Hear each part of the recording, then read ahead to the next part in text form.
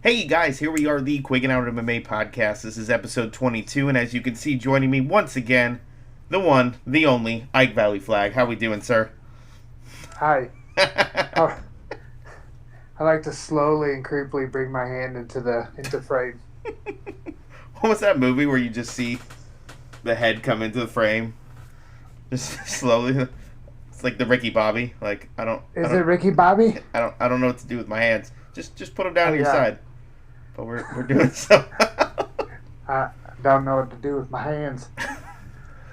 I will forever love that movie and has a special place in my heart because I worked for Circuit City, and that line where she's like, "Look at him, he's got more plugs in him than a Circuit City."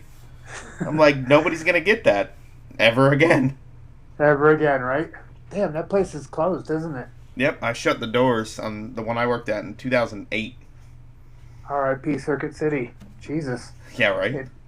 It's crazy how many businesses, what seem to be profitable businesses, so Borders Books is from my hometown in Ann Arbor. Mm-hmm.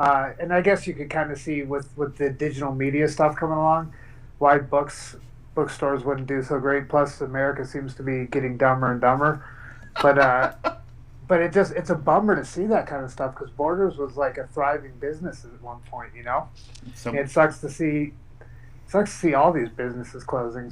yeah, and especially with everything that's going on now. But yeah, I think you touched on a nice point of, bookstores. Like being a kid, like going to the bookstore was like the exciting thing. Going to the library, not to go on the Yeah. computers because you didn't know what to No. do on them. You were like, those are for the old people. Like those are for the people like faxing things and something else. And it's not to be disrespectful, but it was like that's what you did as a kid. And it's like kids nowadays don't understand any of that. I remember going to, again, I'll bring up Borders, and we would go just sit there in the magazine section and read magazines and try to peep at the dirty mags when we were kids, you know, and then look up baseball cards and all that good stuff, you know. It does bum me out how kind of the way the American institution is switching. Like no more Toys R Us. I used to love going to Toys R Us as a kid, and no more. No more He-Man, G.I. Joe, any of that. Just bums me out. Yeah, and it's even more, bumming out. Like the Circuit City I worked in turned into a Spirit Halloween because those pop up everywhere. Everywhere, yes, And they do. the funniest thing is that like the last week I worked at Circuit City, we were all trying to get stuff stuck in the rafters because we didn't have anything else to do, and they were throwing a stress ball. It was just a black stress ball. Everybody's throwing it up at the rafters, throwing up the rafters. It keeps bouncing back. And I picked it up and I just lobbed it. Like, I didn't even try to throw it that hard, and it got wedged in between the pipes. And every year we would go back to the Spirit, and you'd see it up in the rafters. Pay homage to the stress ball Yeah, that's stuck in the rafters. Yes. Oh, man. That's depressing now when you really think about it. Like you said, Toys R Us. Like, going to Toys R Us was like going to Disneyland. Like, Yeah, it was. It sucks. Yeah, it was for kids. Especially for broke ass kids like me. That was like we'd go to Toys R Us and think what you wanted for Christmas and probably not get it. But You grab the catalog and start circling things. yeah, go look at Mad Balls and all that stuff. Now it's like, here's my Amazon wish list. Have fun, Grandpa. Like, Yeah. everyone's gonna be really confused by this conversation on the show, but it's relevant right now. Yeah, anybody younger than 40 is like, what the fuck are you guys talking about? Books, Mad Balls, all that shit. Reading? What is this? Reading. Nobody reads anymore. Reading's for fucking idiots. Readings for those guys. Readings for those guys who bare knuckle box. Right? Anytime I see Julie Kenzie posts a lot about what she's reading, and I always tell her that books are for dummies on Twitter. And it kind of, I don't think I ever piss her off because at this point she's just like, oh, Isaac, you're such a fucking idiot. But I think at one point I used to get her a little bit riled up. That's pretty funny. Now, before I forget, there was actually a story a few years back, and now we say a few years back, and I literally saw something today that said 1990 is just as far away as 2050. And it kind of like blew my mind.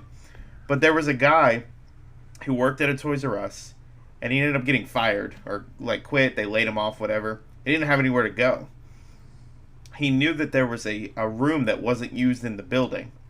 And he rewired like the electricity and the AC to this little room and lived in the Toys R Us for like 6 months. Nice. And in the morning, he would just leave, go out and do his thing, and at night he'd come back. And I was like, they arrested him. And I said, what'd you arrest him for? I was like, that guy's a genius. Yeah, that is genius. He found a way to beat the system. That's what I'm going to do when my wife kicks me out of the house finally, is just go find some old abandoned building and live in it like that. They'd be like, sir, are you homeless? Be like, no, I live here. This is mine. Look around. Does this look like a home? This is where I'm at. Oh, man. Well, not to completely neglect fighting, I did want to talk a little bit about your last fight, and I know it's tender. No, we've given a few months. Yeah, no, and I'm going to do one of those things not to make excuses, but then I'm going to make every fucking excuse in the world, like every fighter does. You know, so it is what it is. It's been a couple months, and I got to fight for a belt. It sucks that it ended up the way it did, but I took the fight on short notice, just kind of pretty much cut weight, and I really did have like not even a great short camp, you know, like I've talked about this in the past. I've taken a lot of short notice fights, but I've also been training. We weren't in the middle of a pandemic. You know, I don't know if I said it here or where I said it, but I got my nose broken a couple weeks before the fight. Oh my actually, God. 10 days. It was 10 days before the fight. I dipped into a hook, and it popped my nose, and that was that for sparring. So I didn't spar. Like everything that could have went wrong for that fight went wrong, you know. And again, not to take anything away from Luis, because Luis is really good, you know. But he had a full camp, and he was preparing for another guy. He did something that I knew that he probably prepared for Jim with, which was he suckered me into a right hand, and you know, he went over my right hand, and I think with Jim it would have just been an issue of throwing that, you know, for an uppercut, and with me it was just I threw a straight right, and that was that. Mm-hmm. Well, and like you said, not to make excuses, but I always love that at the end of a fight, especially when somebody wins and they're like, well, I didn't have a really good training. I'm like, if you won, shut up. Don't talk about what could have gone, because you're taking everything away from your opponent, you know, everything else. And I think for you, you're not doing it to make excuses. You're not like, oh my God, look at this, you know, poor, pitiful me. You got the chance. You could have said no. You took it because you're a fighter, you know, through and through. Yeah, and I didn't want to sound like Tito Ortiz at the end of the fight and say how everything was wrong, you know. Again, God. like I will say that it wasn't great, but you know, Luis is a fucking bad dude. I mean, like that's like there's a reason why he was fighting for a belt. I mean, he's a talented striker. He's an athlete. You know, he's slick. So I'm looking forward to him and Jim fighting. Oh man, I can't wait for that. That's in next month, isn't it? Yeah, in a couple weeks. Yeah, it's in Miami. I really want to go. Maybe I'll see about it. It's about a 4-hour drive. At least it's in the same state for me. So, you're in Tampa or? Yeah. Okay, yeah, that's not too far. I had family down there. I was totally changing subjects. That's fine. On Anna Marie Island, right there. Oh yeah, I live closer to Clearwater, right, so yeah, I know exactly where that is. Yeah. That's pretty funny. So. I'm glad that you kind of take that approach to it, and I wanted to touch before we go full pop culture, because everybody sees it on the screen there. You posted the other day about, like, what number of fights to call it quits. And I thought that was an interesting thing to post, but at the same time, you made some good points in it. So I want to talk about, like, what was going through your head when you went and made that post, and did you get the reaction you were expecting, or did, you get some mixed feedback when it came to... when to call, hang up the gloves, so to speak. So number one, I'm probably not going to I kind of post random shit. Most of what I post isn't looking for feedback. It's just like the and you know this from seeing my posts. It's like jumbled up whatever garbage is in my head. I just throw it on Facebook, because I think people treat social media way too serious. So I just throw whatever is going through my head onto social media, Mm-hmm. And it's kind of fun to just see what people's reactions are. But as far as taking, I'm, when it comes down to it, I'm going to talk to the people who I'm close with and my wife and have serious conversations. I personally would like to get 40 fights in, which is 11 away. It's just a matter of getting fights. The big thing that I brought up on there, and I don't know if this is where you're going, is at my age, it's hard to get fights. Everybody's looking for an up-and-comer or somebody who's young and more marketable, And, I got a lot of gray in my beard. I'm kind of a beat-up old, yeah. But which is fine because my wife likes it, right? But yeah, right. They all do. Yeah, but it's not. If you're looking for marketability and you're looking for the next big thing, I'm not it. I still think I have some good fights in me. I think I wouldn't mind stepping up against one of those up and comers and seeing how I do against them because I don't have much to lose. Mm-hmm. But so I beat an up and comer, and then what does an organization do with that? It's a as far as the fight business goes, it's a shitty place to be in, and it's frustrating because I just want to fucking fight people. You almost said I want to bang, bro, didn't you? Yeah, I just want to bang, bro. Shout out Julian Lane. Sorry. No, that's fine. So it's so funny because we talked about, like, when I went to the last BKFC in Daytona Beach, everybody's got masks on. And you don't realize, like, how much you don't recognize other people with it. And me bringing my camera around, it's always like, hey, smile. And I realized before I said it that it was going to, like, be weird. I'm like, I'm about to say smile to somebody who's wearing a mask. So I said smile, and I saw, like, right here, and he just started laughing, and Julian thought it was the funniest thing in the world. But it's you can still. So here's my thing with the mask, is I really do think that it's a strange. Everything with the masks is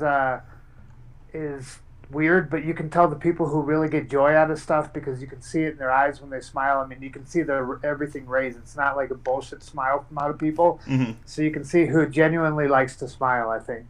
I know that's my takeaway from the shitty situation we're in with the masks. No, and I like that because I never thought that this part of me would be the most recognizable part. Right. Because you walk by people who are like, hey, how you doing? And they're like, and you have to do the pull down. When I fought, I walked right by Caleb Harris and completely didn't recognize him. He waved at me and said, "What's up, Ike?" And then I turned to my corner. I was like, I have no fucking clue who that is. And it was Caleb, but I just didn't recognize Caleb in a mask, So I felt bad about that one. Oh, well, that's fine. So I'd love to see you get 11 more fights too, because I was definitely someone who was not a fan of bare knuckle when it came out. I was a little worried about where it was going. I was a little worried about it being. I wouldn't say I don't mean any disrespect for this, but for a while it was like Bellator. What Bellator was doing when they were just grabbing guys from the UFC who had 4 straight losses, who didn't look like they really had fight left in them, and just were signing them. And over the course of these 12, 13 events that they've done so far, I think it's 12, it's been, like, my whole perspective has changed. I can still tell you that hearing knuckles hit a skull is the worst sound I've ever experienced in my life. Ever, right? It's horrific. And I've cracked my own head open. It's still worse than that. Yeah, there's very few things that are worse than knuckles, and one of them is like hearing a head hit cement. That's the other thing that's really gross. If you remember, it sounds like a watermelon popping open. It's gross, real gross. But yeah, there's something spectacular and horrific about bare knuckles hitting a face, the sound of it, you know what I mean? Mm-hmm. or a body or whatever. Just the bare knuckles, the kind of bone and skin on bone and skin is just gnarly.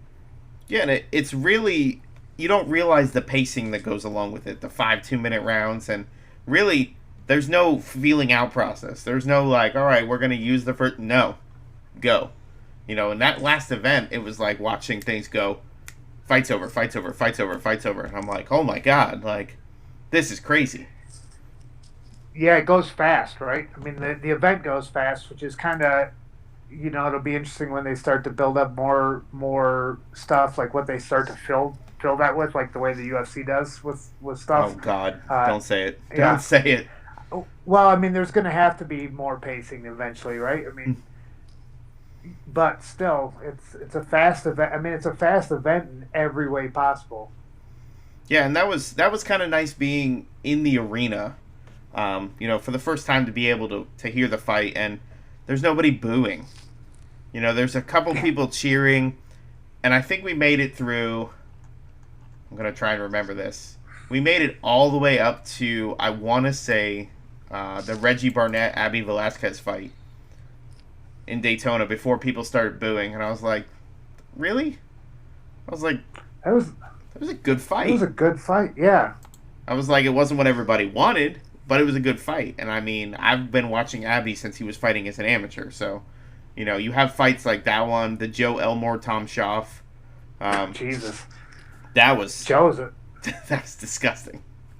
Joe's an absolute animal because he took some heavy shots from Tom and didn't and ate them, you know.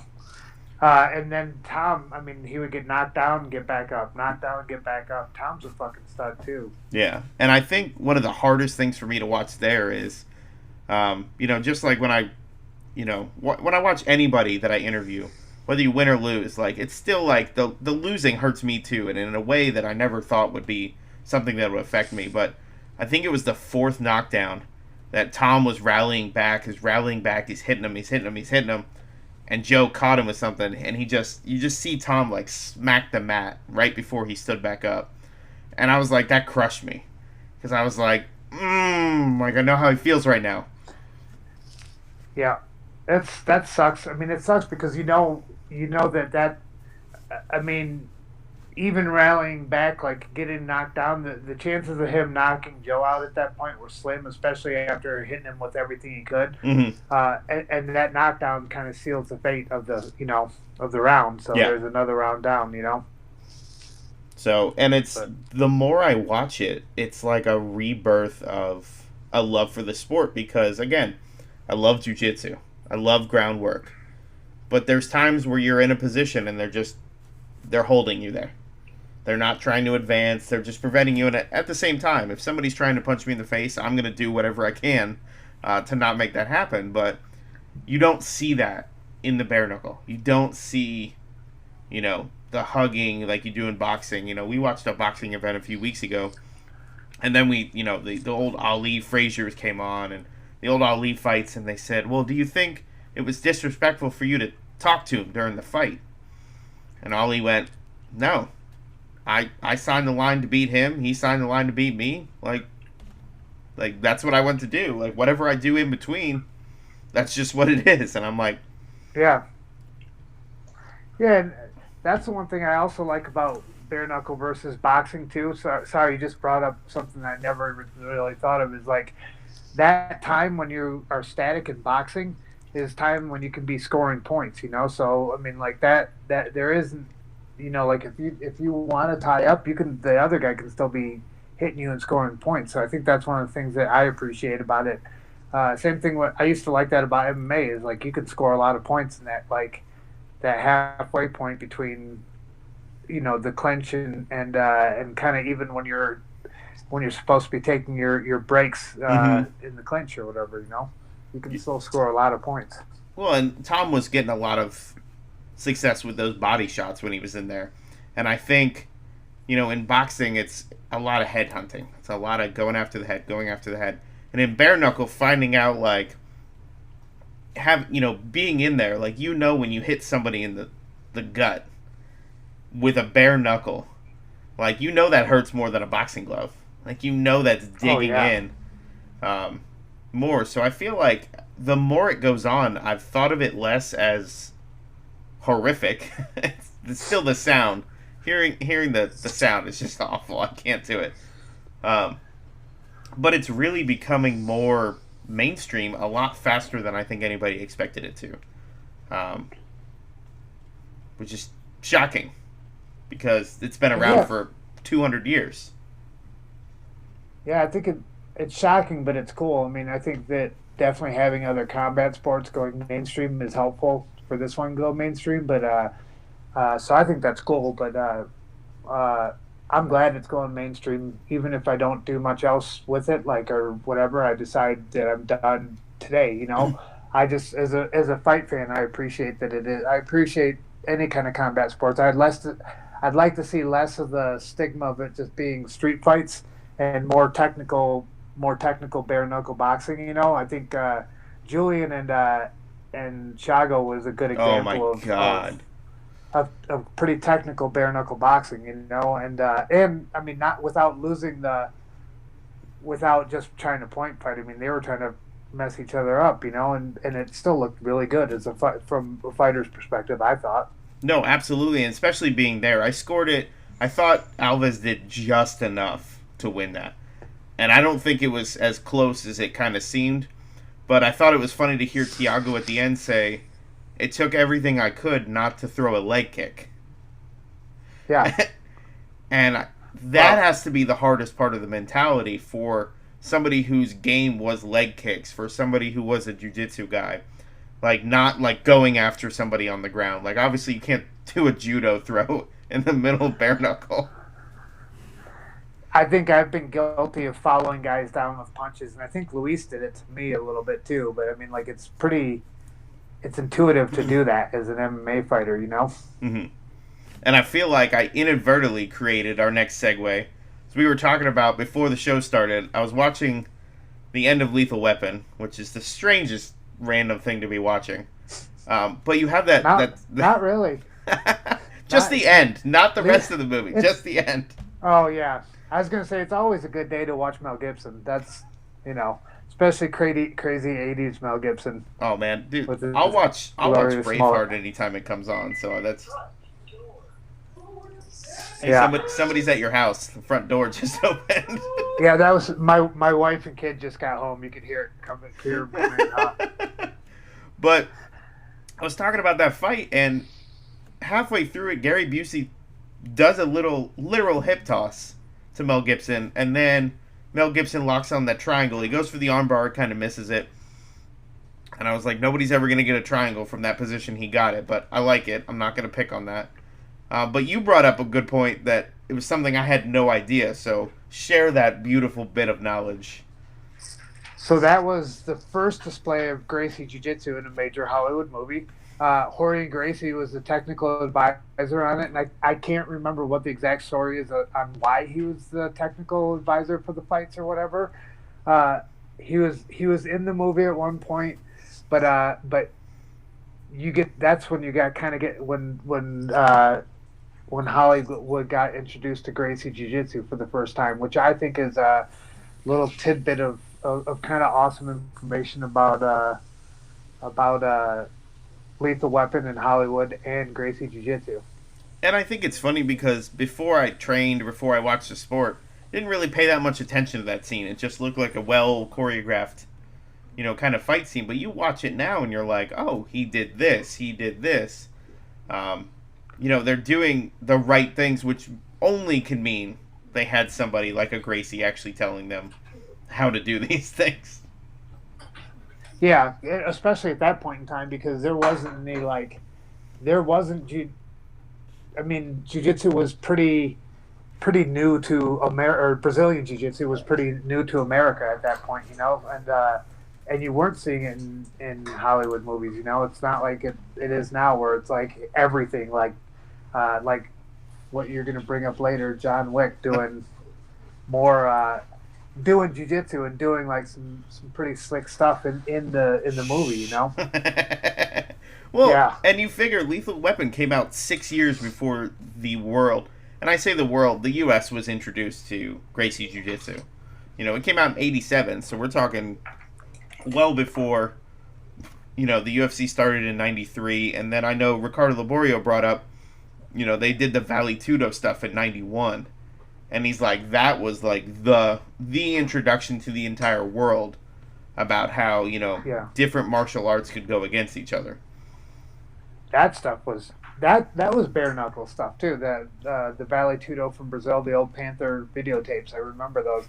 That's where Pele was one of my favorite fighters on that. Man. I mean, he was killing it at the time, and that was my actual introduction to MMA. I mean, I'd watched the UFC, but then I found those VHS tapes and found everything else, Again, if you're under 40, VHS tapes, they're about this big. Yeah.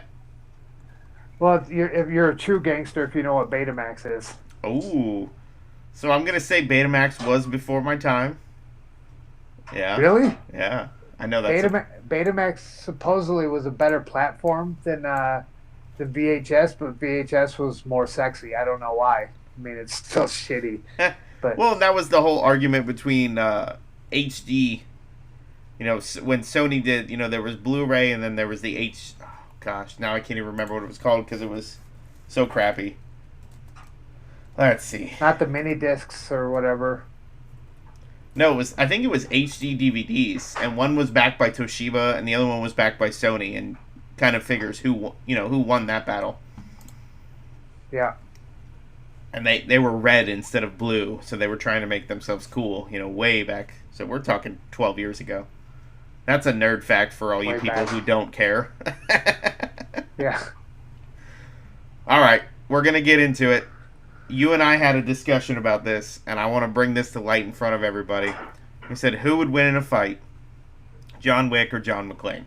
I want you to give me your take on this and your reasoning why. I'm going to go with John McClane. John McClane simply just because he is an American badass and did a lot of stuff before there was martial arts, like just ass kicking. I mean, he just kicked ass. He didn't use martial arts. He just kicked ass. This was, during the one punch. If we're doing straight cinematic stuff, this is like the one punch knockout kind of stuff. And McClane wouldn't get knocked out, and he would just toughly fight his way through things, usually hungover and half drunk and with no shoes on and a wife beater. That to me is like the true American ass kicker. Keanu, I love Keanu.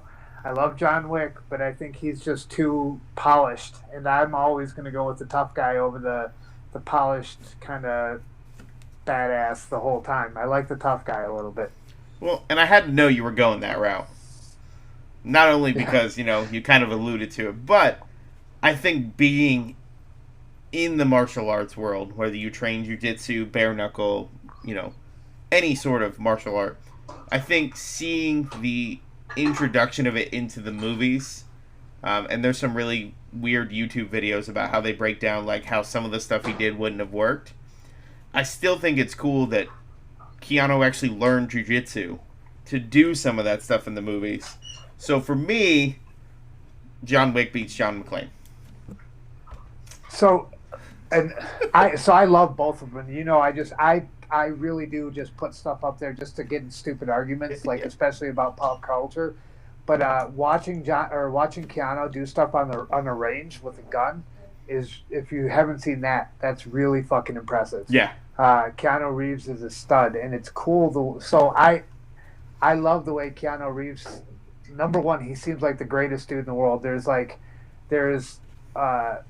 stuff about what he does for people just to do good stuff, right? And then the stuff that he does for stunt guys and all that kind of stuff. And the crew. Especially that stuff he did with The Matrix. Yeah. I mean, like, he's a so if we're talking from a personal standpoint, Keanu's kind of my hero anyway. And then he full on submerses himself in whatever, especially for an actional, like you could really depend on your stunt guys or whoever to do most of that work.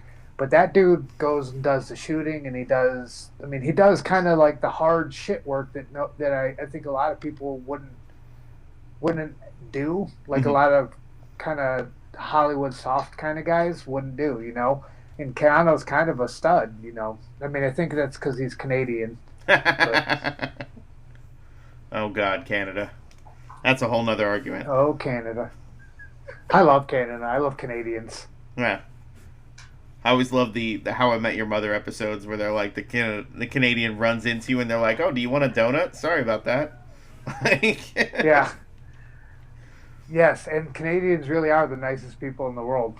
Well, we have to thank Canada for the bubble that they created for the NHL so that the Stanley Cups could, the Stanley Cup would be played. And I'm a little biased because, Tampa, the Lightning. But yeah, you guys did really good this year. Yeah, and now the Rays are going to the World Series. I'm not sure what's going on. I better buy a lotto ticket or something. Right? But Jeez. it's realistically, it's the only sport I've seen so far that didn't have a COVID outbreak. While they were in the bubble, you didn't, unless they didn't talk about it at all. They really didn't have any instances because I know the NFL recently has had some really bad ones. I think that hockey players are generally just so tough that they just fucking beat COVID's ass when it comes around. I really do. Hockey will never see an outbreak because COVID is scared of hockey players. Is your wife laughing in the background? Yeah, she's laughing in the background. Right now she's walking on her countertop hanging Halloween decorations, laughing at dumb comments that I'm making to you. I mean, I don't think it's a dumb comment because it was true. You had the NFL, and I don't watch football anymore. Like, I just can't do it. After I fell in love with MMA, like, football just died. Like, it's just... Yeah. And it's just not the same. It'd be like if MMA, they were like, okay, you can't punch anybody in the face anymore. Yeah. I'm not a big sports guy anyway. I mean, like, I used to like hockey and football and just kind of, I don't know, I turned more nerd. I'd rather watch nerdy shit than sports at this point and then watch people punch each other. So what's your nerdy go-to at this point then? Like, what's your... Well, I don't know. Okay, so I don't know nerds, but The Boys is one of my... I guess that's kind of nerdy. Anything by Aaron Kripke. Yeah, well, yeah. Supernatural. Supernatural. I'm a huge Supernatural fan. I think Kripke's a genius. Yeah. And I've been watching a lot of stuff, and I've seen him and McGee. They've been popping up and stuff. Mm-hmm. And I like stuff. So McGee just did a movie that we watched last night, The Babysitter 2.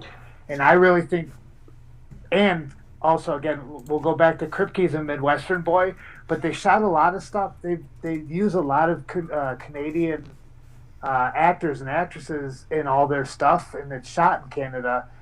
And I don't know if it's like the combination of the way that they do stuff, but between the Canadians and the way that their Midwestern approach to filmmaking, I think it works out really well for everything they do. Mm-hmm. I think The Boys has like a surly Midwestern approach to it. Supernatural certainly did. Every place that they went to was in the Midwest somewhere. Yeah, they were never and like, let's go to Florida. Like, then it was never like...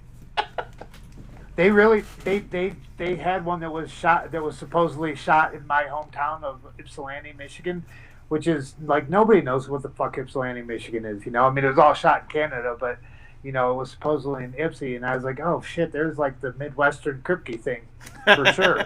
And it's really funny that you brought that up because like I still need to watch every episode of Supernatural. I've probably seen about 40% of them. And anytime season 12 through 15 is on, I can't watch it because I'm like, that's too far. Like, I'm too far gone.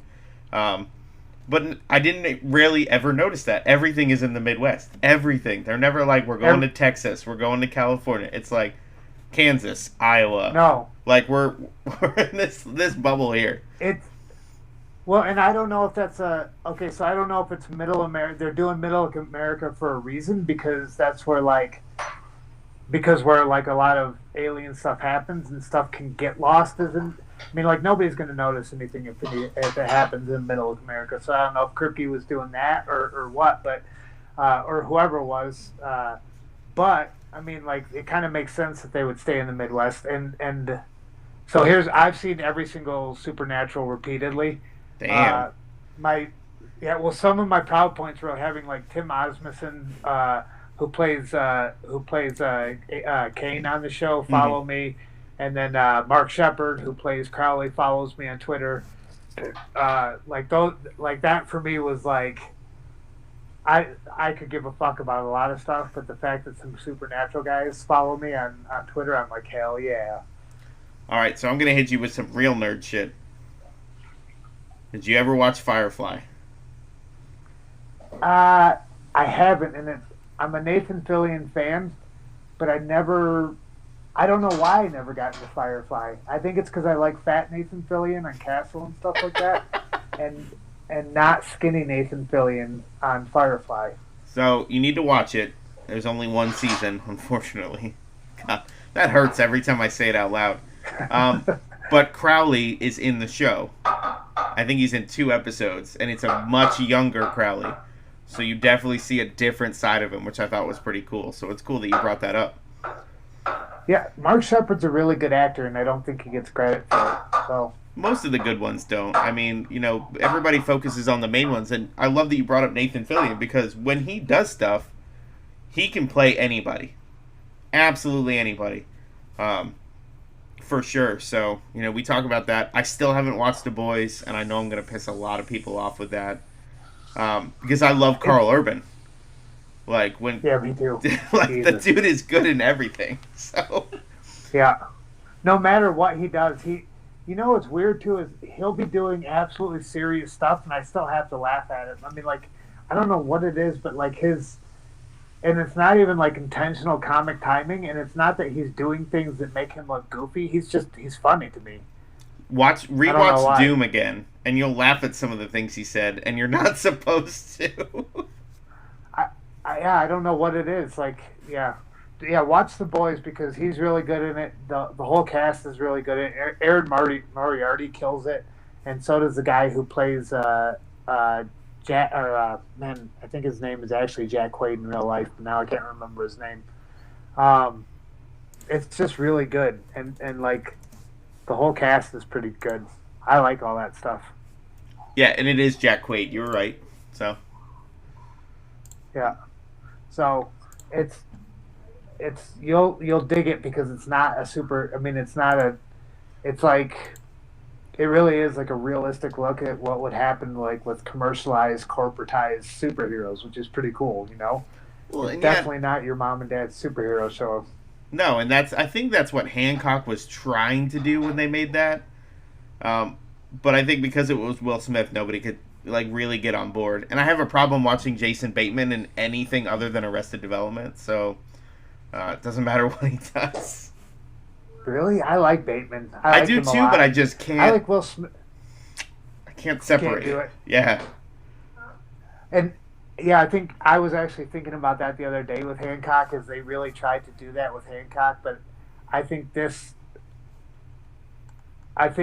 having multiple superheroes and exploring how each one is fucked up in different ways is a good thing, versus just having one drunk superhero. You know what I mean? If that makes sense. Yeah. And you have a whole show. You have a whole show to do it in, and I think they could have explored more in Hancock, but you only have 2 hours to do it, right? Yeah. Anything longer than that, people lose interest. So. Yeah, and it wasn't good enough to do a sequel to, so you know. And The Boys is working on season 3, from what I saw. So. Yes, that's what I heard. Yeah, and I got into Evil recently. You what? Got into Evil, that show Evil. Sorry, I'm just thinking about other nerd shows. Listen, man, you're going to give me a list of things to watch, so it works for me. We ended up watching... Yeah. You talked about, no matter what Carl Urban does, how serious he's supposed to be, you still kind of laugh. It's just something about his execution. We ended up watching... Have you seen Becky? With Kevin James? I don't think so. Oh, man. So, Kevin James goes full Ed Norton in American History X. And I know... Really? Yeah. That's weird. All right, I'll watch it. I promise you there's a scene in it of something you have never seen in a movie. Ever. I've seen Pink Flamingos, so I've seen dudes eat shit, so I don't know about that. I've seen most of Roger Waters' movies, so and some really creepy midget porn. You heard it here first, guys. Ike watches creepy midget porn. No, I said I've seen creepy midget porn, not that I watch it. My wife's right here. She was like, "What the fuck are you talking about?" Again, this is going to be the weirdest episode we ever do, and I don't care because it's fun. Because, yeah, trust me, it's still weirder than those two things. It's still, like, the shock value of it is what got me the most. All right. But just to give you an idea, Kevin James is a neo-Nazi. And really? I know I know what you're thinking right now. You're like, no, I don't believe it. Like, I'm just gonna see the King of Queens or the goofy guy from. Yeah, I don't buy Kevin James as a Nazi. It changes like that. I promise you. And I love movies. Like, I love watching stuff, like that. And you see a character change, but there's too many movies where you see the same character over and over and over. And we got away from a little bit, but like the John Wick movies, I know everybody kind of hated the third one because I got a little like outlandish. I was like, but every action movie does that. Any of the Diehard movies, yeah, like they go that any direction. Of the Diehard movies, Rambo, any of the Rambo, Fast and Furious, where they're jumping cars over gorges and stuff like that. Rambo, where they're exploding heads and it's just not. I mean, like, you have to at a certain point because what you've already done. Rambo did everything that you could possibly do in the first one, right? So yeah, right. What else are you gonna do? So maybe we have a new contender in the best John. John Rambo, John McClane, John Wick. Yeah. I still haven't seen 3. I need to see it. I can't get through them anymore. Like, and I've also.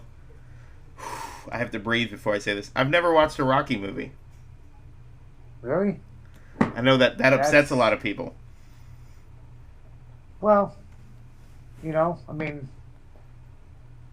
you can't account for taste on everything, I guess. But I like how you just were like speechless there for a second. You're like, shitty. I didn't know what to say about that. There's certain things that you should see. Everybody should read Catcher in the Rye and see Rocky. What about 1984?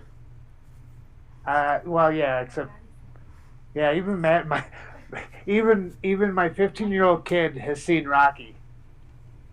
Listen, I've probably seen a lot of stuff that your 15-year-old kid hasn't seen either. So. Yeah, you'd be surprised. We're pretty proud of her. Like, we push a lot of like older stuff on her just to educate her a little bit. So. Isn't it kind of sad that you have to? Story. In order to educate, you have to show them older stuff. Like, well, yeah, because it's all just getting redone. It's all redone bullshit at this point. So you might as well show them the originals anyway, right? Yeah. Well, maybe I'll make it a point before the end of this shitty year. I'll watch some Rocky movies. If nothing else, there's some cheese factor stuff in some of them that you have to watch it for. I mean, they're all great. I've seen most of the good stuff. Yeah. Well, look at half of Arnold's body of work. Go back and watch. Oh, Jesus! If you've never seen it, go and watch Raw Deal. Oh, Raw Deal, Commando, all of them. Yeah. I mean, anything, right? Fucking The Running Man is the cheesiest movie on the face of the planet. I love it. But Jesus Christ. Everything about the opera guy is just like, you're like, when you watch it today, you're like, what the fuck were they even thinking? Like, how much cocaine went into that table session? So here's what we're going to do, guys. And he's going to be an opera singer, but he's going to fucking kill people. Yeah. But listen, some of those quotes, the old lady, I can choose anyone I want. Yeah, sure. I choose Ben Richards. Yeah. And they're like, you can't do that. Yes, you can. Raw Deal still has 2 of my favorite lines in probably any of Arnold's movies. And it was the one where his wife gets really drunk and she bakes the cake. That's like 5 years of them being... And she throws it at him. And instead of like him reacting like somebody who would react at somebody throwing a cake, he just goes, like, not even like just moves to the side and he goes, "You should not drink and bake." Well, it's like happened several times in the relationship before, right? Like it started with cupcakes and moved up to like whole cakes being hurled at each other. Fucking Arnold. Oh, I love Arnold. It's still my goal to see every one of his movies. I think I'm at like 90%. So, but they keep popping up, and to be honest, I have no shame in saying we watched Hercules in New York back to back, the dubbed and the original version. I haven't seen that. I'm sorry, but I will see it, but I haven't seen it. So it was his first movie, and he barely spoke English. So you listen to it, and he's got the thick Austrian accent, and then you watch the dub version, and they're like, "Hey, hey Hercules, can you help us with this?" He's like, "Absolutely." It's like the most like white guy, like. Nice. Oh man. So, because we wanted to talk pop culture, and I know we haven't even touched on music, I wanted to, before we get there, this is always a debate on my end. Who is the best Batman? Keaton or Adam West, yeah. Obviously. Those are the correct answers. Yeah. I still think Heath Ledger was the best Joker. Absolutely. And then I think he was the best Joker for that movie. And the reason I say that is just the most. Jack Nicholson Joker and Heath Ledger Joker are two different characters. They are, and I think you're right that like Heath wouldn't worked in that Batman, mm-hmm. But like if you're looking at actual like a twisted fucker like the Joker, I mean, like if you're thinking about a real life, like what would that guy really be like? I think Heath Ledger pulled it off. I mean, he's twisted, the Joker's twisted, and I think it's less. I think that I like a less comedic Joker. Because even though his name is the Joker, there's nothing funny about him. I mean, that should have been the tagline. Nothing funny about him. Like that should have been it right there. Like, yeah. Well, I mean, you think about it. Like everything about Batman is pretty tortured.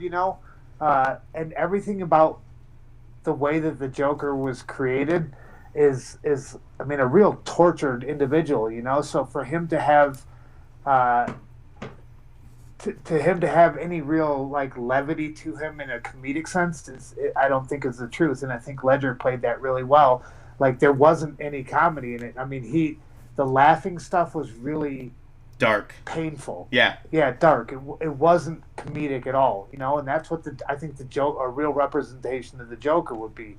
That's why I think like the kind of the prancy dancy Joker. I've never liked that because I'm like, dude, like when even people's comedy when they have like dark stuff happen to them, it borderlines on like, man, you shouldn't have fucking said that kind of stuff, and they think that's normal stuff, right? Like that's a real hurt individual, and I think that's what the Joker should be played like. That's me personally.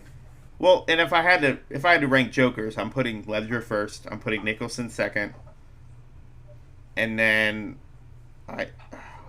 Joaquin Phoenix, and then I don't even talk about Jared Leto because I don't feel like that was a Joker.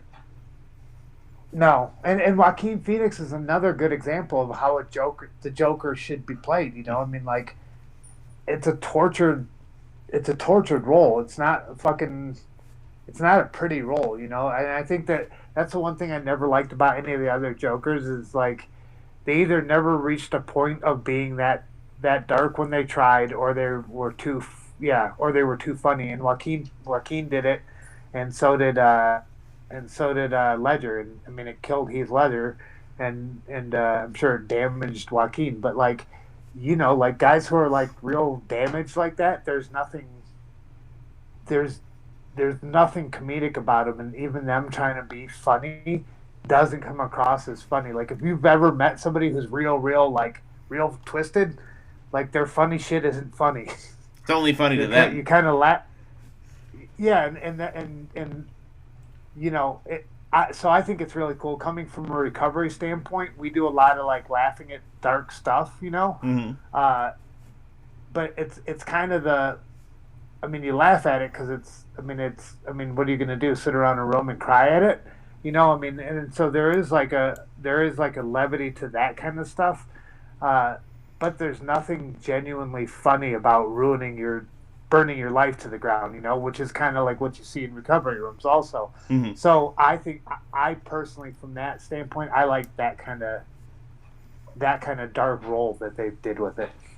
And you just took this Again. in like a whole new direction, which is amazing because sharing some of those personal stories, I know the recovery thing, you know, and everything you went through, you could, you know, Wikipedia that stuff and, you know, see what you went through. But to see how it changes your mind, you know, your perspective on things and how you look at even movies, that just blew my mind. Because again, we all know it has a perspective change, and you know, I've dealt with it, you know, very close to me as well, where you have those issues and you have to kind of, you know, see that once someone comes into that recovery point, life changed. They're not the same person they were before, and they won't ever be that person again. They're a new kind of person with an understanding and a different outlook on a lot of things. Yeah, I think so for sure. You know, and I think that in a lot of ways, uh,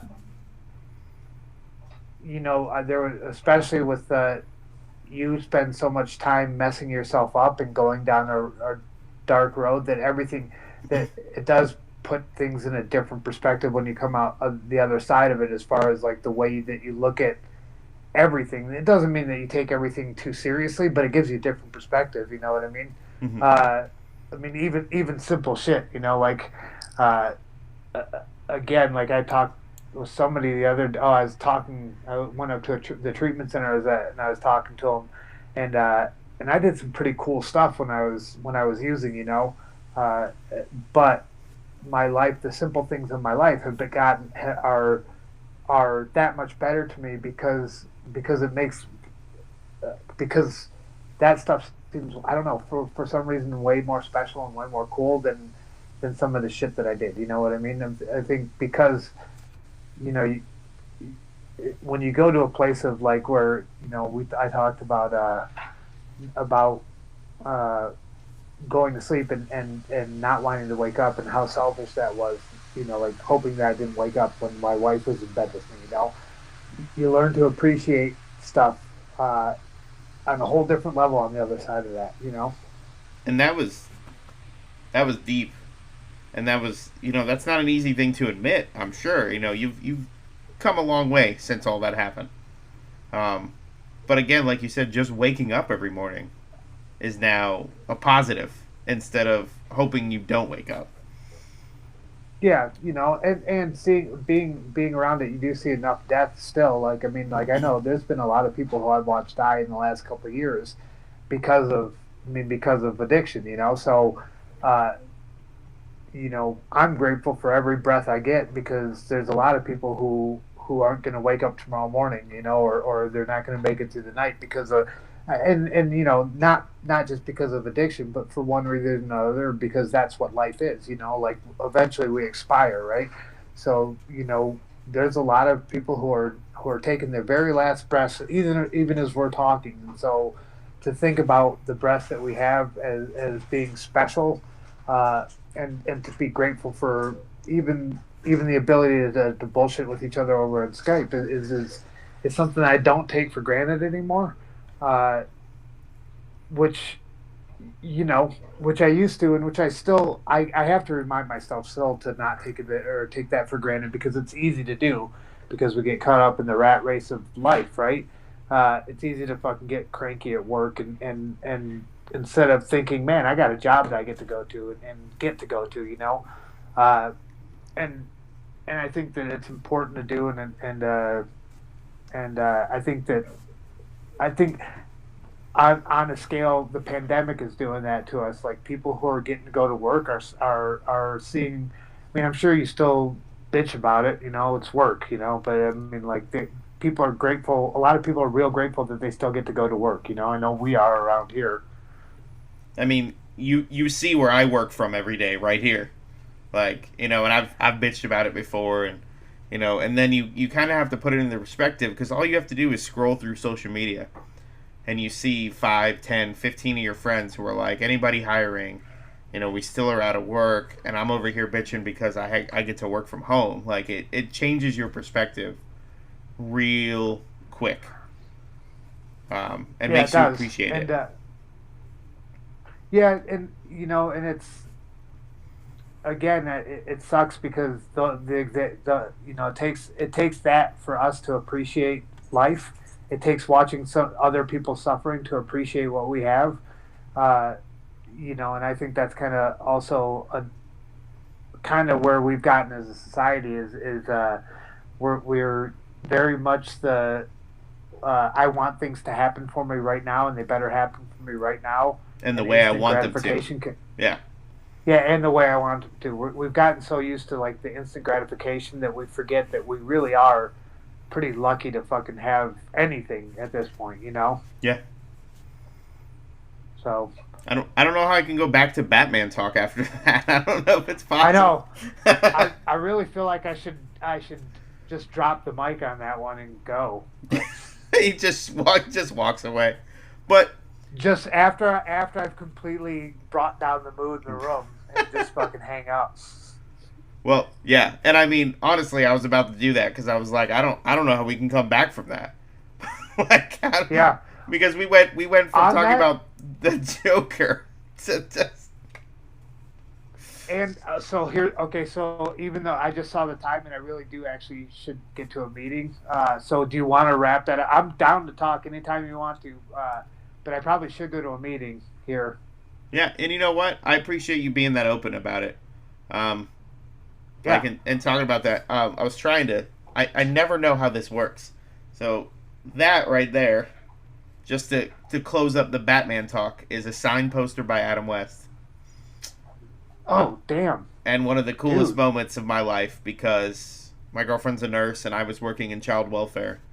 And we got to meet him at it was like the smaller, Comic-Con fanboy conventions. It was the first time I'd ever been. So, again, that was a whole nerd experience. And we saw him earlier in the restaurant, and he looked at us, and he realized that we recognized him. And he just kind of looked at us like, please, for the love of God, don't bum rush me. Like, I'm just trying to get through. Yeah, not here. And he looked at us, and we looked at him, and we just kind of nodded. And when we got to the point where he was signing the poster, he does the normal talk. Hey, what do you guys do for a living? My girlfriend goes, well, I'm a nurse. And I said, I work in child welfare. And he stops signing our stuff. And he looks up, and he's like, the world needs more people like you. And I was like, I'm going to die right now. Yeah. So. Well, and it's the truth. I mean, it's cool that everybody glamorizes and it is, Hollywood is really cool, and it's shiny, and it's fun, and it's cool, but like the real heroes are like people who do things like who are on the front lines, being nurses in the military, first responders, people who are out there like really kind of putting everything on the line. And that's like, those are the people who should be celebrated a lot more than they are, Absolutely. I think if they were, it'd be a little bit different. Doing child welfare stuff, you see some gnarly shit, and like that should be, not the gnarly stuff should be celebrated, but people who try to help those kids out should be celebrated a lot more than Adam West should. And I think he knew that. He's just a guy who's lucky enough to be on TV. Exactly. So on that note, we will wrap it up. It was a blast, Ike. We went down a road I didn't even know we were going to go down, and it's a good thing, not a bad thing. Yeah, sorry. No. We kind of delved into some weird ass fucking shit. Well, I'm going to go watch some shows. Maybe I'll watch a Rocky this week, who knows. But on behalf of Combat Press, Quiggin Out MMA, La Barba Cubano, I'm going to really, my good buddy who's Beard Oil Company, so I've got to keep this thing in check. Oh. I went full white girl, and it's a pumpkin smell, so don't judge me. I'm glad I can't. If I could smell you right now, I'd be upset with you. If you could smell me, I'd say let's get in a ring, and we'll battle this out. So, on that note, he's got pumpkin spice beard oil. What? nice. Where'd you get it? She said, "Where'd you get it?" And I'm like, "Don't give this woman any ideas." My wife is like super basic white girl, and she's as Mexican as they come. On that note, I don't know how we could go any better. Drop that mic. Ike, it's been a pleasure. Stay safe, and we will definitely talk to you again soon. Talk to you soon, man. Thank you very much for having me on. Hey, always a pleasure, sir. All right, bye.